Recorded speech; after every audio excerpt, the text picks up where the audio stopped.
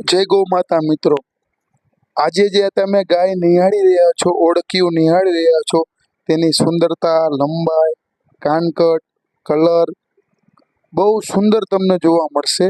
આ વાછડીયું અને ઓળખીયું બધી નકલંગીર ગૌશાળા બગથરા મોરબીની છે. ત્યાંનું સંવર્ધન તમે જોઈ શકો તો દોસ્તો, અદ્ભુત અને સુંદર અને બહુ સારું સંવર્ધન છે. આવી વાછડીઓ બહુ જોવા જ નથી મળતી, એવું બહુ સારું એવું સંવર્ધન છે ત્યાંનું. અને લંબાઈ ઊંચાઈથી માંડીને બધી રીતે બહુ પૂરતી વાછડીઓ છે. આ તમે ગાય જોઈ રહ્યા છો, ટૂંકું મોઢું, કલર કોમ્બિનેશનની વાત કરવામાં આવે તો જે મોરબીમાં જૂનો કલર જોવા મળતો તેવો જ કલર આ ગૌશાળામાં જોવા મળે છે. આ ગાયો કોઈ સેલિંગ માટે નથી, ખાલી જોવા માટે છે.